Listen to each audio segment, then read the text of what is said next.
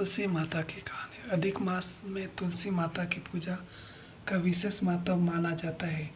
इस मास में श्रद्धा से तुलसी पूजन, दीपदान और कथा सुनने से पुण्य दान प्राप्त होता है। नीचे प्रचलित अधिक मास तुलसी माता की कहानी दी जा रही है।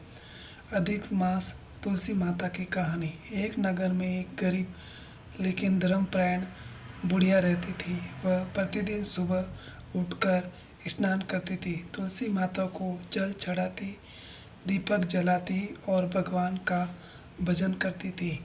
उसके घर में धन नहीं था, लेकिन मन में बहुत श्रद्धा थी। जब अधिक मास आया तब उसने संकल्प लिया कि पूरे महीने तुलसी माता की सेवा करेगी और व्रत रखेगी।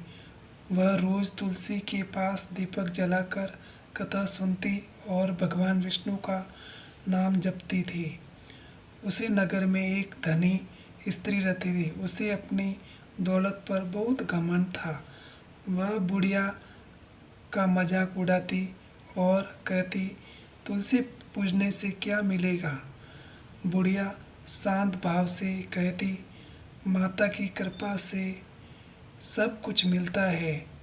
समय बीता। एक दिन धनी स्त्री के घर में संकट आने लगे। धन कम होने लगा, परिवार में क्लेश बढ़ गया। दूसरी ओर बुढ़िया के घर में धीरे धीरे सुख और शांति आने लगी। लोगों ने देखा कि उसकी श्रद्धा और भक्ति का फल उसे मिल रहा है। एक रात धनी स्त्री ने स्वप्न में भगवान को देखा। भगवान ने कहा, तूने भक्ति का अपमान किया है। यदि सुख चाहती है तो श्रद्धा से तुलसी माता की पूजा कर और अधिक मास का व्रत कर।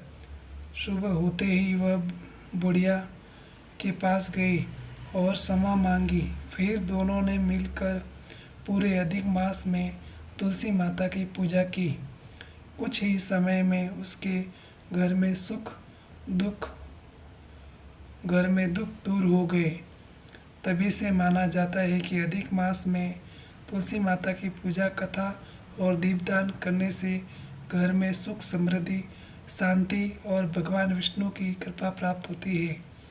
कथा का संदेश। श्रद्धा और भक्ति सबसे बड़ा धन है। तुलसी माता और भगवान विष्णु की पूजा से घर में सुख शांति आती है।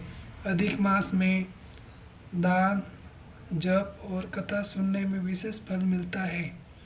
ओम नमो भगवते वासुदेवाय नमः। जय माँ तुलसी माता की जय। जय माँ तुलसी माता की जय।